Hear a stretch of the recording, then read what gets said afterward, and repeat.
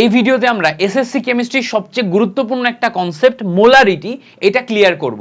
একদম বেসিক থেকে আমি তোমাকে এই ভিডিওতে বোঝানোর চেষ্টা করব মোলারিটি কি, এই ফর্মুলাটা কিভাবে আসে, এই ফর্মুলা থেকে কিভাবে তুমি ম্যাথ করবা এবং মোটামুটি দ্রবণ সম্পর্কিত এবং ঘনমাত্রা সম্পর্কিত যা যা লাগবে এসএসসি লেভেলে।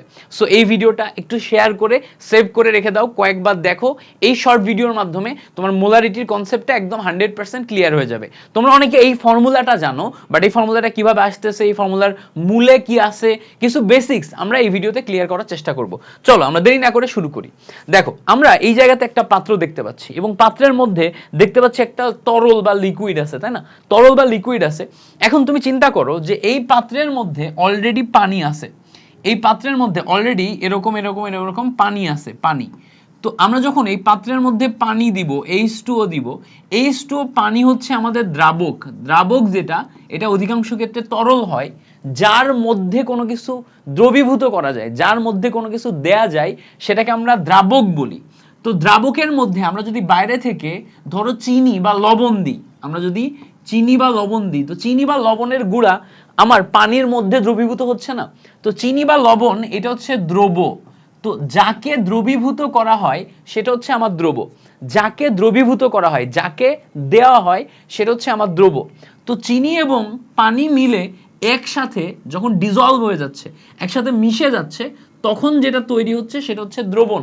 যেমন ধরো চিনি এবং পানির শরবত তৈরি করতে পারো, শরবতটাই হচ্ছে আমার দ্রবণ, যেখানে দুইটা আলাদা আলাদা জিনিস একত্রে মিশ্রিত অবস্থায় আছে।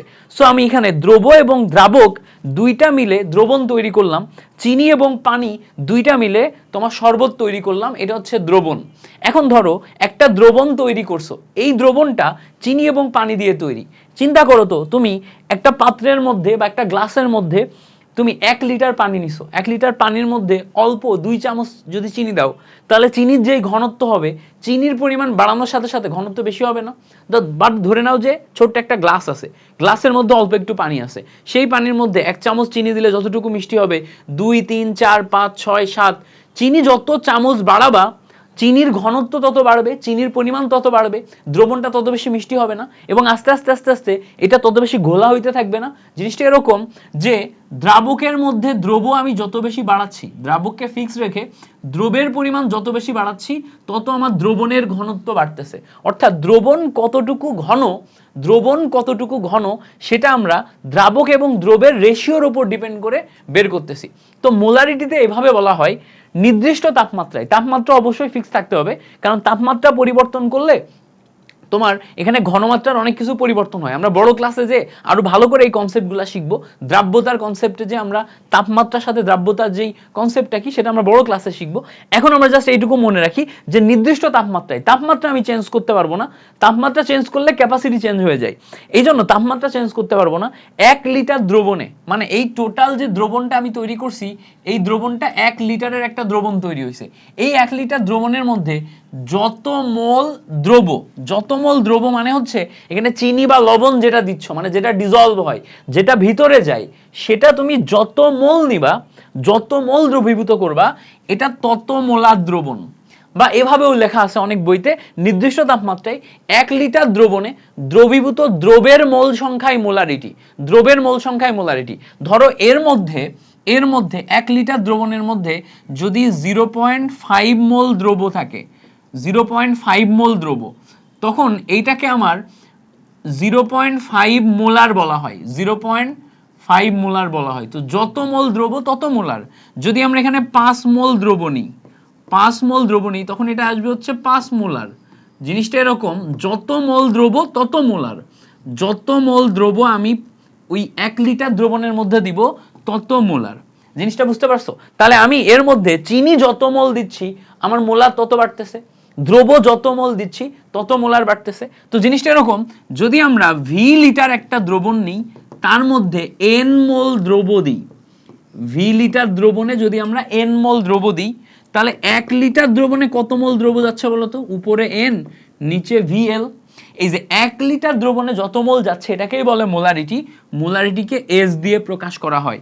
সেখানে আমরা S is equals to N by VL পাই।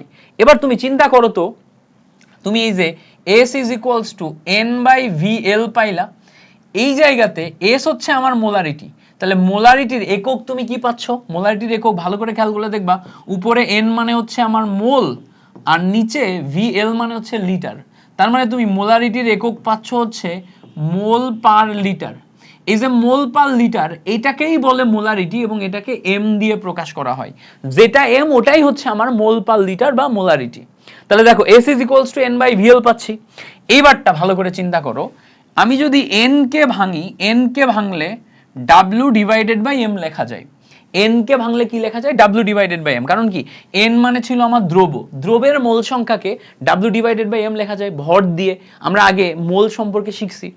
এবার খেয়াল করো, এই যে ভিএল আছে না, তুমি যদি ভিএল কে ভিএমএল এ রূপান্তর করতে চাও, খেয়াল করো মিলিলিটারকে 1000 দিয়ে ভাগ করলে লিটারে চলে আসে।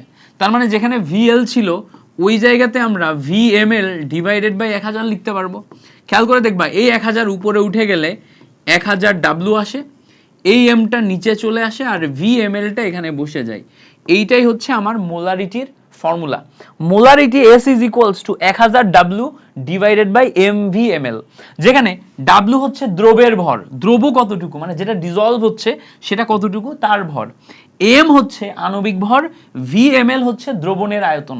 ভিএমএল কি? ভিএমএল হচ্ছে দ্রবণের আয়তন। এখন দ্রবণের আয়তন দেয়া থাকলে, আণবিক ভর জানা থাকলে, ডাব্লিউ জানা থাকলে আমি ইজিলি ম্যাথ করতে পারবো।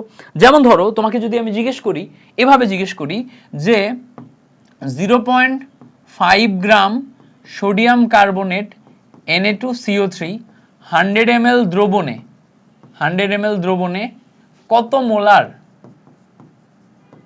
কত মোলার, এভাবে যদি তোমাকে প্রশ্ন করি, তাহলে এখানে দেখো অনেক কিছুই দেয়া আছে। এই যে 0.5 গ্রাম সোডিয়াম কার্বনেট, এটা অ্যাকচুয়ালি ডাব্লিউ এর ভ্যালু, 100 ml দ্রবণ বলছে, এটা অ্যাকচুয়ালি ভিএমএল এর ভ্যালু। সোডিয়াম কার্বনেট যেটা আছে, এখান থেকে তুমি আণবিক ভর 106 পাচ্ছ, কারণ কি সোডিয়াম কার্বনেটের আণবিক ভর 106। তার মানে যখন তুমি এখান থেকে এখন ম্যাথ করবা, S is equals to 1000 W divided by MVML calculation করলে দেখো 1000 ইন্টু ডাব্লিউ এর ভ্যালু কত 0.5, আণবিক ভর কত 106, ইন্টু দেখো ভিএমএল এর ভ্যালু 100। এখান থেকে ক্যালকুলেট করলে তুমি ঘনমাত্রা বের করতে পারবা। কিভাবে বের করতে পারবা? 2 শূন্যর সাথে 2 শূন্য কাটো, 2 শূন্যর সাথে 2 শূন্য কাটলে এই যে 0.5 মানে তোমার হাফ আসে, হাফ আসে, এটা তো আমরা খেয়াল করতে পারছি।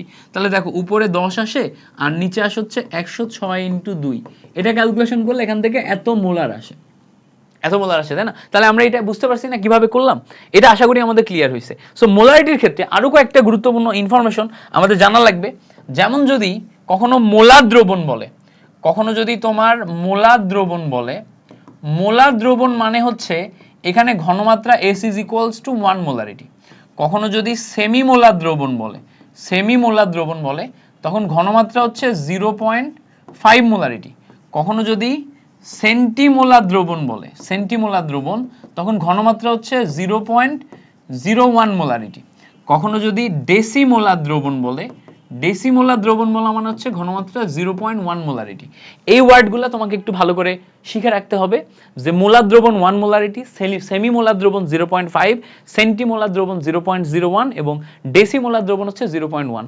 ম্যাথের মধ্যে আমরা বিভিন্ন সময় এই ভাষাগুলো পাবো, যেখান থেকে এই বাংলা ওয়ার্ড থেকে আমার এস এর ভ্যালু বের করে নিয়ে বসায় তারপরে ক্যালকুলেশন করতে হবে। সো আমি খুব শর্টে 10 মিনিটের কম সময়ের ভিতরে তোমাকে এই টপিকটার একটা বেসিক দেওয়ার চেষ্টা করছি। যারা যারা আগে বুঝতো না, যদি বুঝে থাকো তাহলে অবশ্যই এই পেজটাকে সাপোর্ট দিবা, বিকজ এই পেজে তোমাদের জন্য চমৎকার চমৎকার এসএসসি কেমিস্ট্রির ক্লাস আসবে। কেমিস্ট্রি ক্লাস ছাড়াও তোমার পড়াশোনার যাবতীয় গাইডলাইন আসবে। সো ইনশাল্লাহ তোমাকে হেল্প করার জন্য মিল্টন ভাইয়া সবসময় প্রস্তুত আছে। Thank you so much for watching this class.